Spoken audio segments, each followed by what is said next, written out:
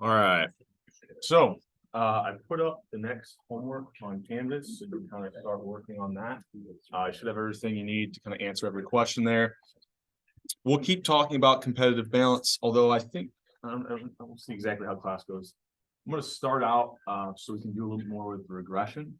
So I put a file up on Canvas called, I think it's just like regression data, or a regression example. And we'll kind of play around with that in Excel a little bit today. So I went through everyone's project proposals. They're all pretty, I mean, all were very well like written and detailed. Like I was appreciative sometimes. Like I feel like I always get at least like one person that submits like a sentence.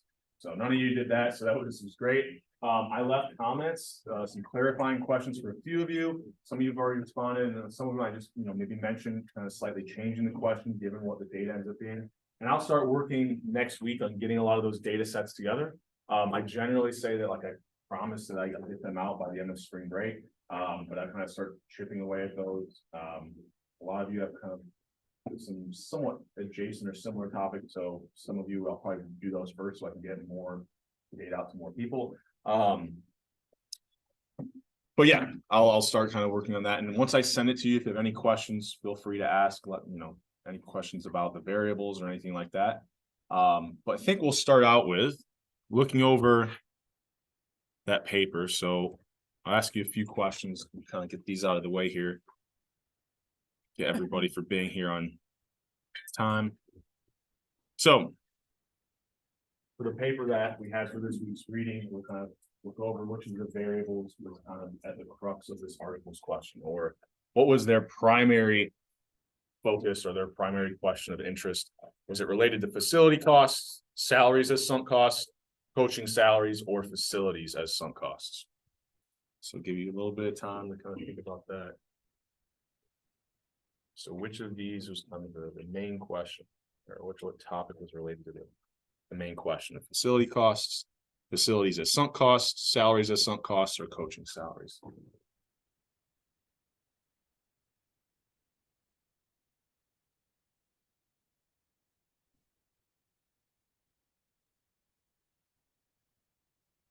All right, if you haven't gotten a response, and take your best guess here. I think I counted 19, but it could be 30. Everybody got a response in? All right, I'm gonna close it out. Nope, 18. Everyone good? Okay, closing it out. All right. Then, if you can remember kind of what their main findings were, this might be a little bit easier. But if we're thinking about which of these equations best match the result, which means some of the tables of the results that they have, right? And if you know what the main kind of finding of the paper is, this might be a little bit easier too. So we've got minutes per game, right, as a function of the salary cap value, and they had a bunch of other controls as well. I'm just kind of mainly focusing on what their main variable of interest was. Was it cap value as a function of minutes per game, games played as a function of cap value, or games played as a function of minutes per game? Right. So they're running these regressions. Oops, and I should probably open this up, right?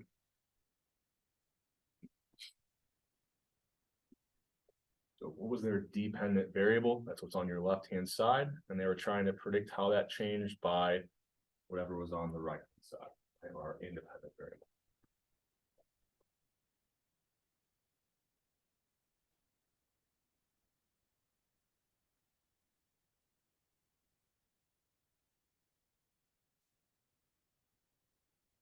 All right.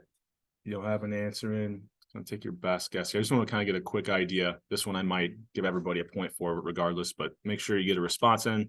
Got 18 of us. All right, I'm gonna close it out. So which one of these? Now this might be a little bit harder. So first of all, what was kind of the main topic here? It's in the title, so this one should have been pretty easy if you just at least looked at it. Salaries. Yeah, we're looking at player salaries and kind of sunk costs in terms of once I've paid the salary, decisions moving forward should be based off of performance, right? Shouldn't matter how much I paid you, right? If you're not the best player on the team, I don't want to put you, well, I shouldn't say the best. If you're not one of the, basketball 5 best players, you should be on the court. You kind of think about it that way. So we had salaries as sunk costs. So which of these would maybe tell us if salaries were a sunk cost? So let's think about what we would want. Like, what would be some variables that we want to know? Okay, if I pay a player more, what's an outcome I could look at to see, are they more or less likely to kind of put them in the game? Well, I could look at minutes they played per game. I also could have looked at maybe the number of games they started. I'm hoping there's a parent behind it. Is there someone on? Okay. Hopefully they're not just running around by themselves. All right. So we could look at minutes per game. We could look at the number of games they start, right? And so I can understand how maybe you thought the dependent variables game started if you didn't look at the paper. If you look at the paper, their primary interest is minutes. And in fact, they go one step further. Minutes per game, right? To kind of make sure that, yeah, we don't just want to look at the overall minutes they played that season, because injuries, things like that might have kept them out of some games. So we want to look at in the game, how many minutes was this player put? And I believe we're looking at the NBA, so on the court, right? We want to try to see, all right, that dependent variable, how does that change if a player is paid more money, right? Or we can kind of think about not salary cap, but like the cap value of the salary, right? I could write this out probably a little bit better. But this was basically what the whole paper is about, right? Trying to say, okay, look, if I'm paying a player more, is that coefficient positive, right? Do I see that player playing more minutes per game? Now you might think, okay, well, that's stupid, of course, right? The players that I'm giving the highest salary to, they're going to be better, they're going to be higher quality. So what do I need to make sure I'm controlling for? If I can control for player quality, well, now the interpretation of that coefficient, if I can add in, I don't know, I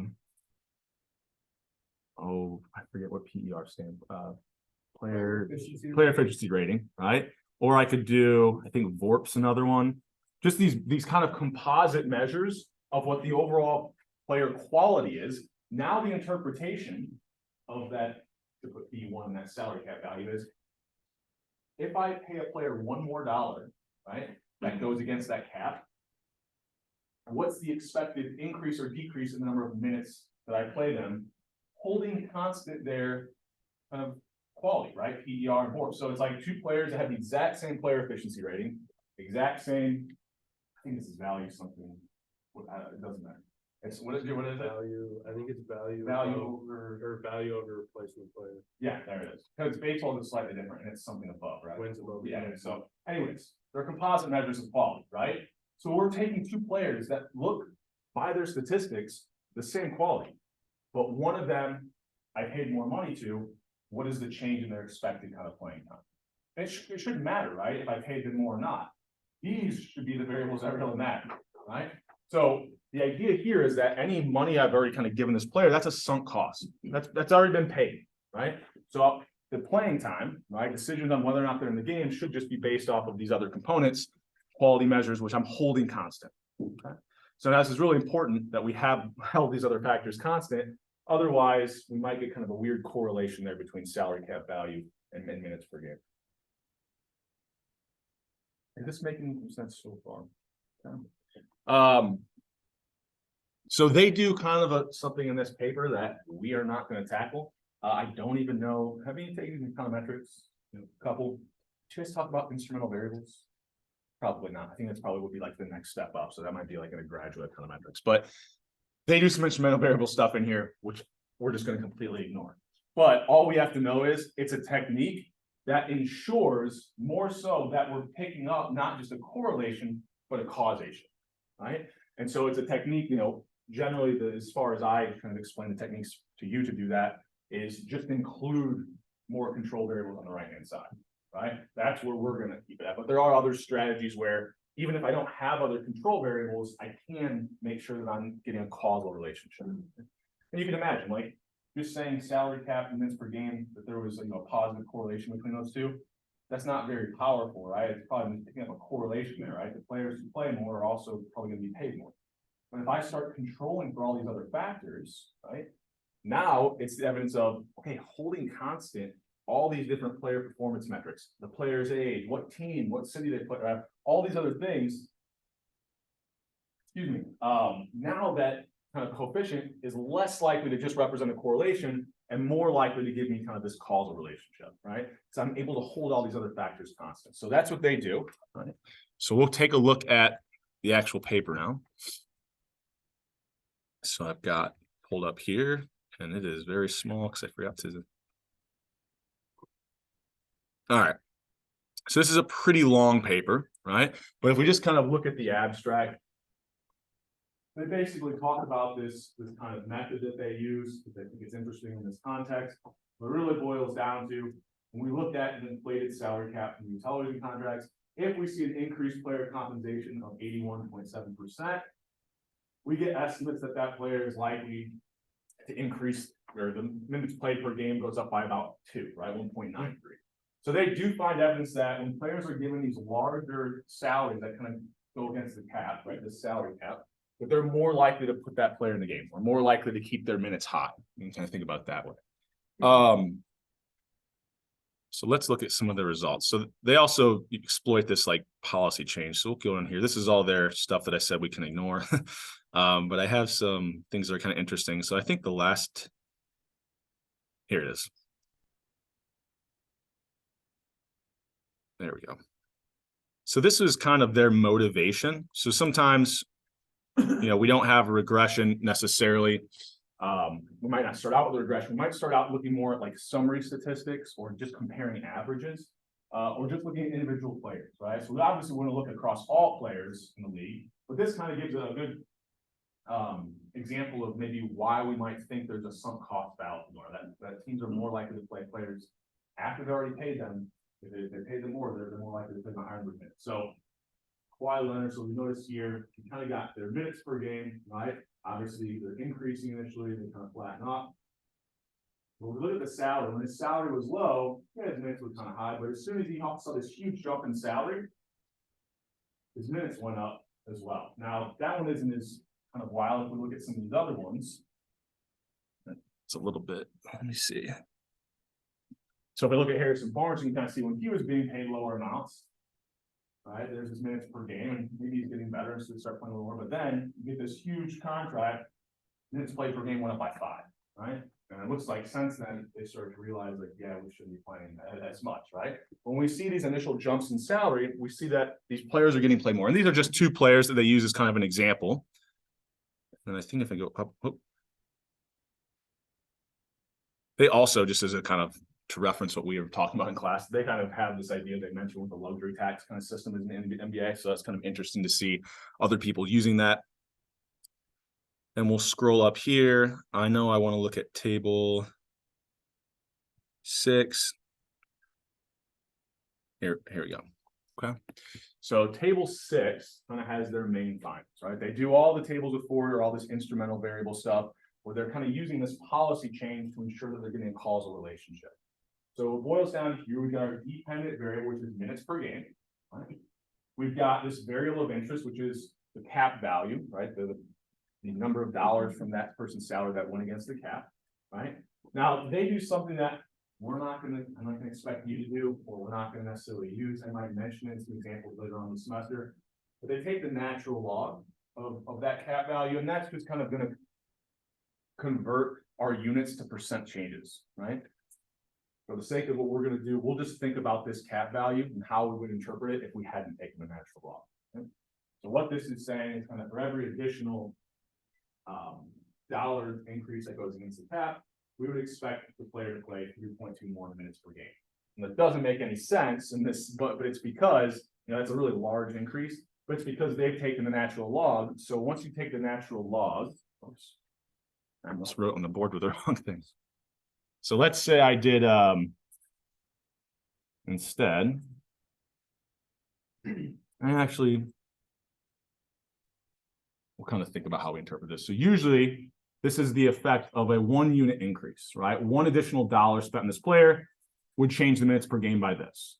Because they've taken the natural log, the 1 unit becomes a 1% increase in salary, right? So a 1% increase in a player's salary increases their minutes per game by whatever that coefficient is. So by taking the natural log, I don't think that's too wild to expect you to probably be able to do that. It just converts it from now, it's not a 1 unit change in our X variable, but it's a 1% change in our X variable. So now when we're looking at this table, we can think about a 1% change in that cap value is increasing our minutes per game by about 3.2. Okay? 3.2 minutes. So, you know, and this is also holding constant the players' win shares in the current year and in the previous year. And then they try some other things. They're not really sure which ones are better. They get really similar results. They try using PER or VORP as a control. They then have this one where they include like every player statistic that you could think of, you know, points, rebounds, assists, all these different metrics. And they still find across all of these, right? Some are more significant than others. Some of them are a little bit larger in magnitude, but they generally find kind of this positive relationship between the cap value of someone's contract and the minutes played per game, holding constant quality. And they measure quality in 4 different ways, right? So you've got kind of 4 different regressions. All of them also include a bunch of other controls, like were they an all-star in the year or the year prior, experience, square something, they don't have to worry about that. But it's just a basic additional control for experience that it might have a non-linear relationship. Were they on a new team, the win percentage of the team? And they also do something that's really powerful, and it's difficult to do in Excel. But some of you took a comment, so you've used Stata before, does he make you use that a little bit? So you can use that for this class if you want, like on the project. If you don't know how to import data, if I send you an Excel file, you should be able to just import that into Stata. And you can do this in Stata, but you can't really do it in Excel, which is this idea of fixed effects. Right? So what fixed effects are trying to do is, look, we've got these quality measures, but there might be a lot of other things about these players that we're not able to control for, right? It's, nothing that, none of the variables in our regression, but it might be things like players' motivation, right? Or intrinsic qualities.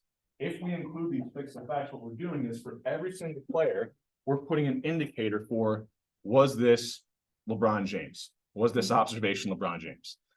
We're putting another indicator. Was this observation Kawhi Leonard? Another one. Was this, Steph Curry, so on and so forth. You would have an indicator variable for every single player, and that kind of absorbs or controls for anything that might vary across those players that I don't have control variables for. So you can imagine that's a lot more powerful. That's like saying, now with our experiment, holding everything else constant, well, I've got indicators for who the player is, that's saying holding the player constant, right? And then holding that player performance constant, the thought experience, I paid that player 1% more, right? Where I increase their salary by 1%, the minutes per game I would expect to see from the team playing them would be about what, 3.2, or one of the lowest ones like 1.8 minutes, right? And that's per game. So we can get all these additional controls. These are pretty powerful kind of results, and pretty strong evidence that like these teams are really or shouldn't be playing these players near as much. It's just that once you give that reward in your mind, you think, I've paid all this money. I've got to make sure that I get, kind of some return out of this player. But your decision shouldn't be made off of past costs. Your decision should be made of what the current scenario is, which is how do I maximize wins for the best player, right? Not the player I paid the most. Yeah. Is this whole constant like coaches do? It's like I know certain coaches like how long, I've never seen a study. I also don't know if I've necessarily searched hard for one. But I've never heard or seen a study that looks at, are coaches who are paid a higher salary more or less likely are the team to hold on to them longer. Well, no, like this type of thing where it's like some coaches will play players more, like play starters. So yeah, 40 minutes a game. So that's a good thing. So we've got this paper, we've got this result, right? But it's looking over like a season. Right. So your question is, could we extend this? And that might be like, I don't know if they mentioned that later on in the discussion, but a lot of the times, once you get to your discussion or conclusion, we'll see if they did. And I don't think they did, if I remember right from reading this, because I glanced at it yesterday. So, for example, blah, blah, blah, large effect. We examine our differences. Furthermore, we find. So they don't really do this, but a lot of these conclusions, and good practice is to sometimes, humility goes a long way. So mentioning some limitations of your study and mentioning what maybe could be done next, right? And so what I would say, that'd be a good thing to add in the discussion here. We're looking at over a season. What if I did this at the game level, right? So, you know, one of the issues would be is I don't have like variation in salary, right? So really the minutes per game over the season is probably going to be the best metric I need. But yeah, you could look and see if there's like a change in coach, like the coach changes over and so they don't feel as attached to that old contract. Does that change in coach? Do you see that player, you know, that relationship change or something like that? That could be like the next step or an extension of this. Yeah.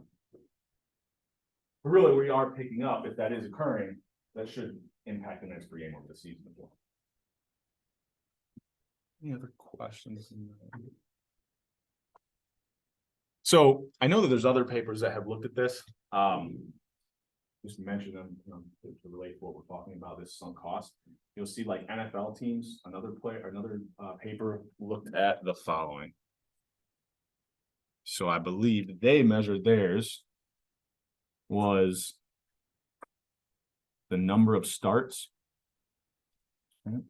And then they had an intercept, they had a bunch of controls for like what the player's quality was. They kind of did a similar thing to as many controls as they could, but instead of salary, what they looked at was,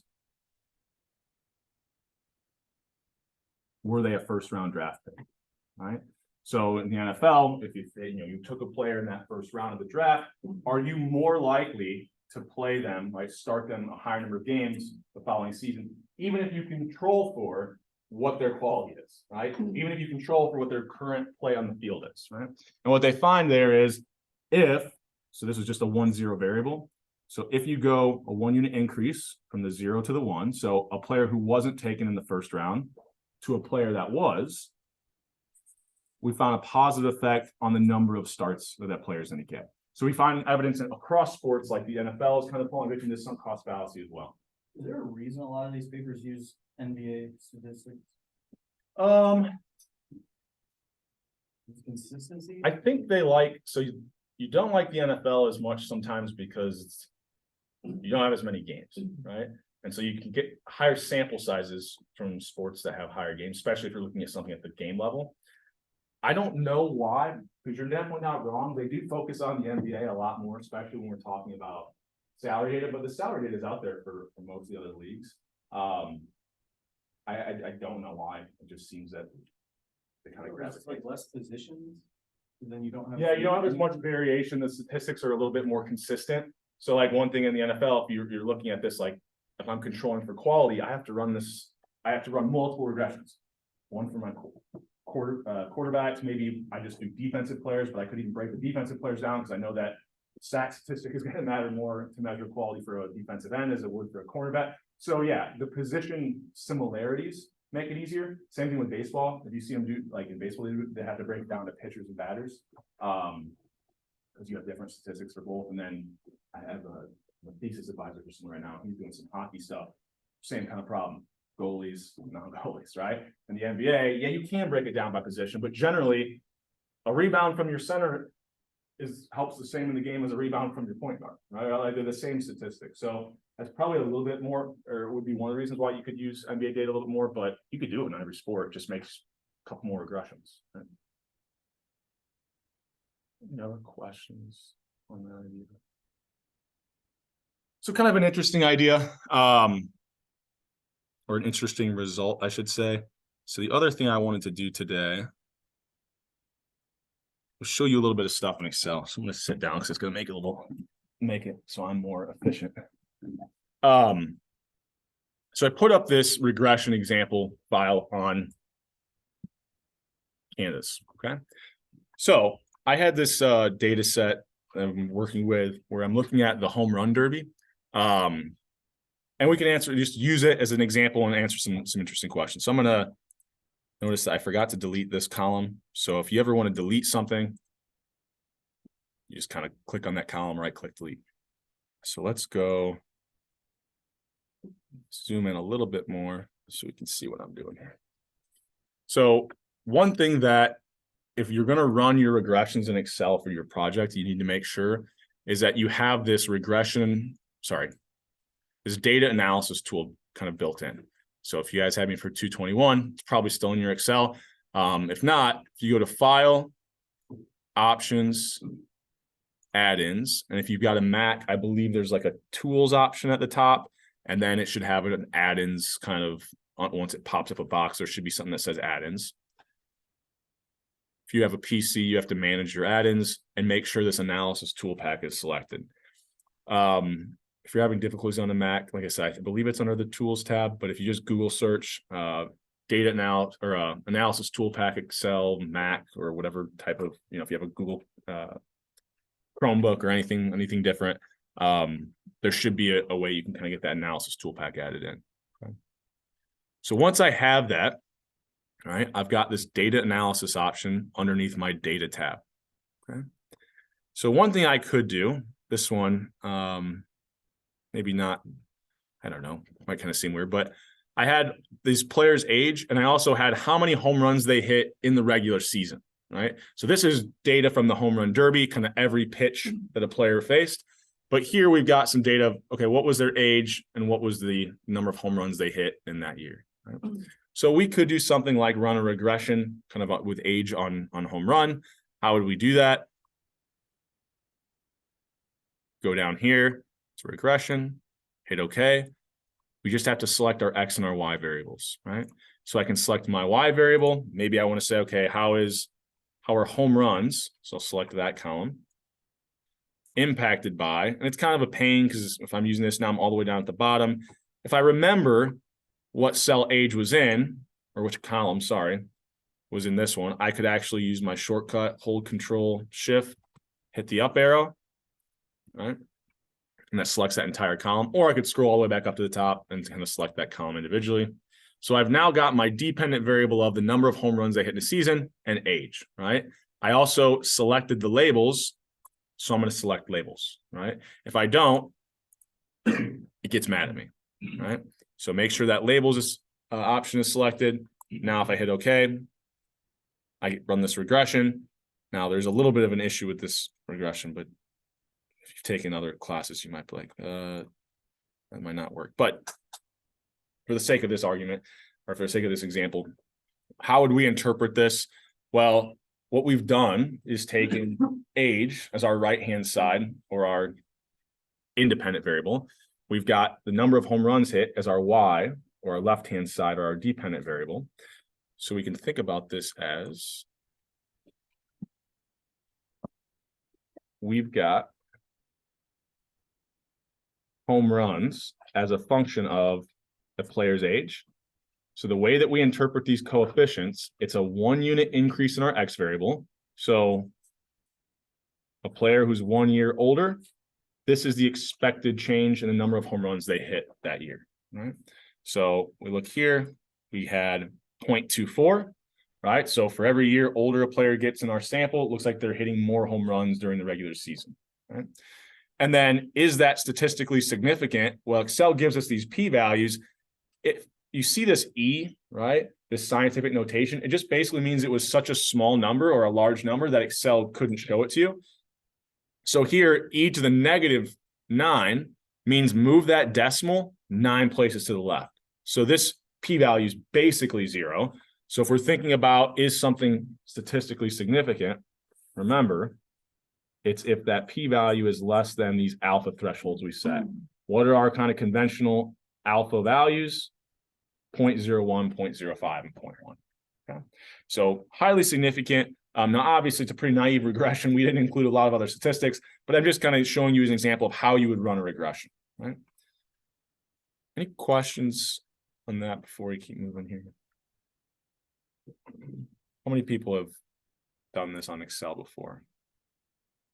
I think everyone. Okay, so hopefully this isn't too wild, and that's really what we're going to focus on: the interpretation of our coefficient, and then whether or not it was statistically significant. Okay, so if I go back to sheet 1, my data, another thing that you could do, and here I just want to give you some more examples, so when we're interpreting or reading some of these papers, we can kind of get better interpretations.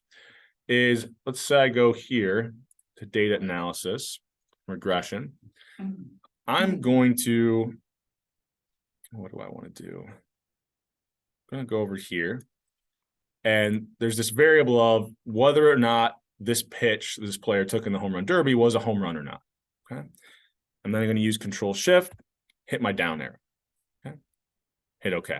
Oh, sorry. I didn't want to hit OK because I hold on. Got ahead of myself. So data analysis. I've got my dependent variable, whether or not a home run was hit. I'm then going to look at, okay, I want to control for a bunch of other things, right? So I've got variables for whether or not the pitches were taken or there was a pitch not swung at. I've got whether or not a timeout occurred before the pitch. I've got whether or not it was in the bonus round of this home run derby. I have their order. So the way the home run derby works, none of you ever watched it. They face off, right? Kind of 8 people, and then it's just round after round, single elimination. And so the order, if I go first or second in my head-to-head matchup, I've got a kind of variable for that. I've got what year it was in. Was it a tiebreaker round? What round of the tournament? The age? How many home runs they hit in the regular season? So I'm just going to select all of those. Right? Now, what could be something I want to look at is how the performance on the previous pitch, right, impacted my performance on the following pitch. So this is the idea. If I hit a home run previously, am I more likely to hit a home run on the following pitch? Right. So this previous home run variable, we could include that as well. Now we're going to run into an issue. So I'm going to select all the way to that previous home run. And I think this is strikeouts on the season. So just another kind of batting statistic.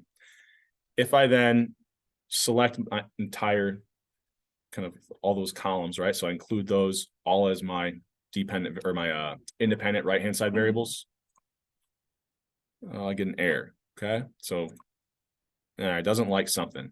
So usually if you get that linest error, it means that one of the variables you used had some missing values. In Stata, it like identifies that and just doesn't use them. But here it can't, right? Excel has a little bit of limitation. So what I would do if it were me, right, I tried to run this regression, I couldn't. I'm going to just take this data. So I'm going to Control Shift or Command Shift, hit the over arrow and the down arrow. Actually, I need to do it from this direction because I have those missing values. I've already got a filter on this data, but I'm just going to copy it and I'm going to paste it on a different worksheet.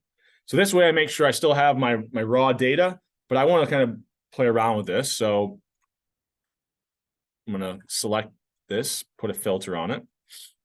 And now what I'm going to do is I'm going to go to this previous home run variable, and I know I can't use these blanks. So if I go up here to the little filter option, I can unselect everything and then only have it show me the ones that have blank observations. I don't have a value in there, right?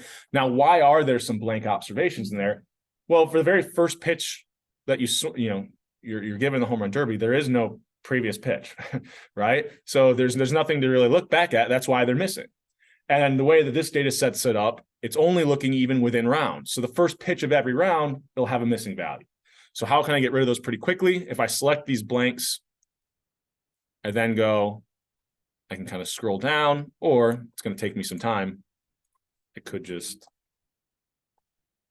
kind of select all of these, right? Right. Oh, darn it. I didn't select on it right. Here, I'll show you this way. So I'll just drag down till I get to the very last one. A little bit bigger data sets. It's kind of annoying. So I've got those rows selected. I'll right click and hit delete rows. It'll now get rid of all of those blanks. Now, when I go back and have it show me just the zeros and ones, well, this was a 1 if they hit a home run in the previous pitch, 0 if not.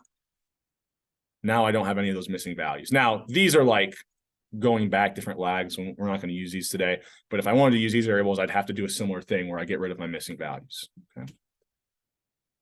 Now that I have that done, I can select my dependent variable, which is, did I hit a home run or not? And then select all of my independent variables. So from, was there a pitch taken on the previous, all the way to previous home run? Control Shift, Command Shift on the Mac, hit the down arrow. Now I get my regression results. Okay. And we'll blow this up a little bit so we can see what's going on. Okay. Any questions there?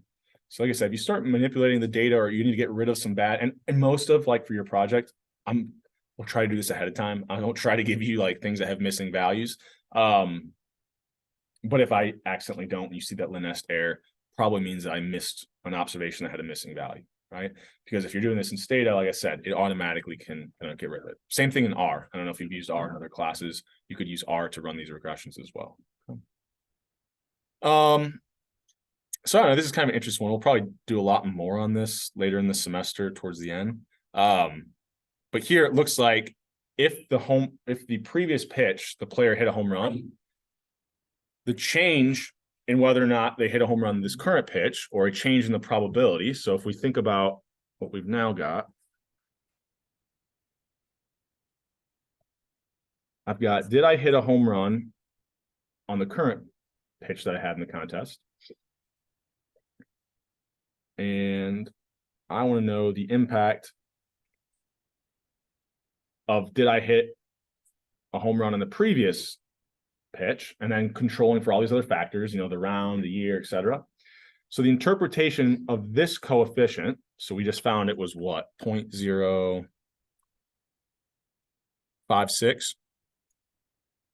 So 0.056. The way we would interpret this, it's a 1 unit change in my X variable.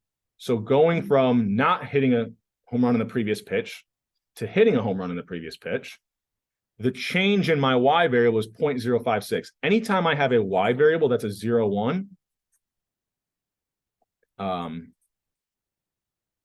my coefficient interpretation essentially becomes, this is going to be the increase or decrease in the probability of whatever my Y variable is, right? If it's a 1, 0 variable as my dependent variable, this is telling me it's not a unit increase, right? It's not an increase in the number of dollars, increase in the number of minutes played per game. It's an increase in the likelihood I'm moving from the 0 to the 1 group for my dependent variable, or going from not hitting to hitting a home run. So we'll start looking at some examples, and some of you, even for your projects, you might have a dependent variable where you're just saying, did this happen or not, right? Did the player hit a home run in this swing or not, right? And how is that impacted by whether or not they hit a home run in the previous pitch, right? So we would say, like, this is some evidence that maybe there's like a hot hand in, if you've ever heard the term hot hand, where it's like, I make a shot, right? I'm more likely to make the next one. Players get hot. You hear commentators say this all the time. This would actually support that idea, right? Because we found that if they go from the 0 to 1 group, they go from not hitting to hitting a home run in the previous pitch, the probability they hit a home run in the following pitch goes up by 0.05. It's like a 5.6% increase. It's pretty large in magnitude, really. When we're looking at kind of the effect of some of these other things, much smaller estimates for a lot of these. Any questions on this? Also, what's the p-value? 0.001. So we can't say that, it's statistically significant at the 99% level, or the 1% significance level, but we can at the 5 and the 10, right? That p-value is going to be less than 0.05 and 0.1. It's just not quite less than 0.01, right? But this is another good thing to point out. Like if you're writing your project or you're reading some of these papers, for instance, this one is, I guess we can use this one as this is way less than 0.01. There's 2 zeros there. Why didn't I even say anything? Sorry, I looked at that wrong. Yeah, 0.001. So we can reject at every single level there. Here's one to make the point. Let's say we had a p-value of 0.057, right? We're looking at that. Did they call a timeout prior to that pitch? Well, 0.057, that's going to be less than an alpha of 0.1. So we can say at the 10% significance level, there's a relationship here, but we can't at the 5 or the 1.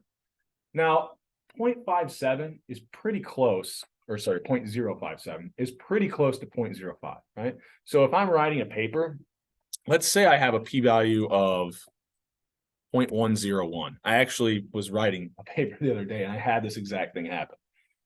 Well, in my table, there's no stars, right?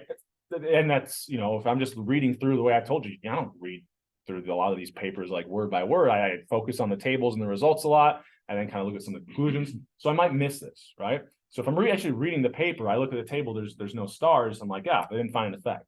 I can't statistically say that this is any different from 0.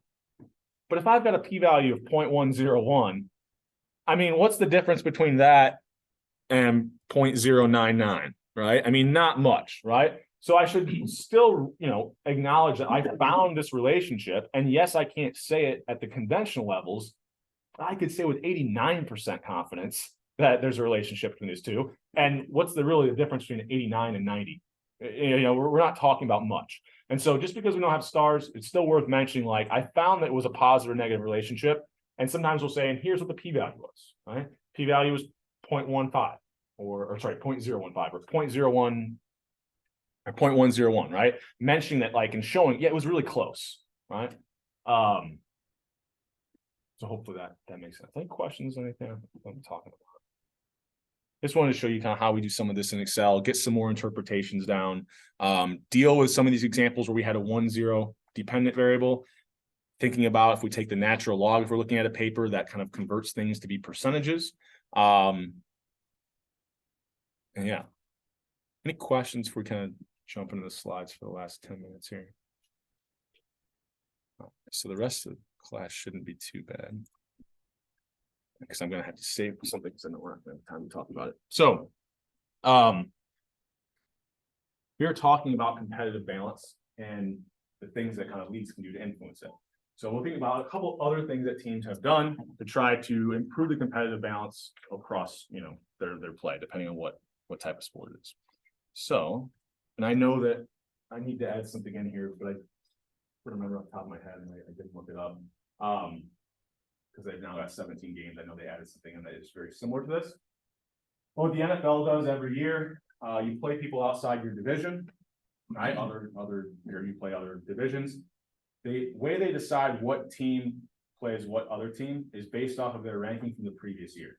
So, for example, the NFC West, if I finish third in the NFC West, the following year, if we're playing the NFC East and the NFC North, I would play the teams that finish third in those divisions, right? So what's that going to do? It's going to guarantee that I have teams. Now, obviously, teams can change from year to year, right? Based off of the only data I have prior to the season, which is the very last season, it's the best guess I have of getting a pretty even matchup, right? So by matching up kind of similar division ranked opponents, I'm guaranteeing I have more uncertain outcome games, right? They're not as lopsided, and hopefully drive up kind of the demand for those games. Excuse me. What would be, like I said, I know that they did something with the 17th, which is a similar idea. I forget how exactly it's decided who you play there, but it's based off of kind of a performance metric. So you're trying to get teams that match up of similar quality. Okay? You can imagine, like, this might matter a lot more in the NFL because you have a lot fewer games. You're trying to kind of ensure that you're maximizing kind of demand for each game. Shouldn't be anything. Any questions on it? This shouldn't be too wild. We've already talked about this a little bit, right? Which is the European Soccer League, where they have this promotional kind of thing between the two different championship and the Premier League, if I remember that right now. And what's interesting is if you look at that Premier League, the variance in quality is much lower than any of our four main American professional sports, right? So they're getting a much lower variation in win percentage, right? Because what are they doing, right? If you don't win, you get demoted, right? So what do teams do? They invest more money, so they ensure that they stay in the better league, right? So if everybody's trying to win, you're kind of making sure that even if I don't want to profit maximize, I might be pushing teams to closer to that win maximizing point to ensure they stay in that league, right? So I should see this kind of closing in the gap of wins from the top to the bottom. Problem is, the turnover is really bad, right? So if we look at just the variation in win percentage, you might say, well, look, there's better competitive balance in European soccer. Problem is, there's a lot less turnover of who the league champion is, right? So you can kind of envision why. So let's say I'm a team and I'm like the lowest quality team in the Premier League, right? I'm worried about getting demoted. So if I'm the lowest quality team, what might be good for me to do is kind of restructure some deals, take a step back, try to, acquire some, maybe I've got some older players with big contracts, kind of try to switch those out. The problem is I can't take a couple of years to rebuild my team, right? I got to win now, so I stay in the better league. So a lot of these teams, instead of like rebuilding, they'll just kind of continue status quo. And yeah, they're the worst team in the Premier League, but at least they're still in the league, right? And so you don't have those lower tier teams in the top league really making huge steps or huge advances for, increasing the number of wins. And you generally have the people at the top, right? They're just kind of staying up there at the top, right? So it's good, but right, you don't have this ability of taking years off or rebuilding your team, because if you take some time off, you're in this lower league, much lower marginal revenue. So we kind of have this problem which is, well, how are we measuring competitive balance? We're just looking at the wins, then yeah, this is a better model. But if we're more concerned with like turnover at the top, like it's great that every game, right, you have more equal opponents, or we look at the variation win percentage. But if going into the season, I already know who the winner is going to be, it doesn't matter that I've increased the competitive balance of each game, because the whole season has less value to a fan now, right? So, we have to be concerned not just about within season, but then across season variation as well. Usually looking at like turnover of a champion, or in other sports, turnover at division leaders, things like that. Yeah. Does that make sense? Any questions on that? So, this really just highlights the fact that a lot of these teams, if we don't make this a static decision, like just 1 year, teams are making decisions that impact, really, they're thinking off the next 50 years, right? So we call that kind of more of a dynamic issue, right? So it's really a trade-off, right? Because if I win this year and I don't take a year off, right? Stay in that like better league, kind of that example, well, then I'm just going to kind of stay at the same quality, right?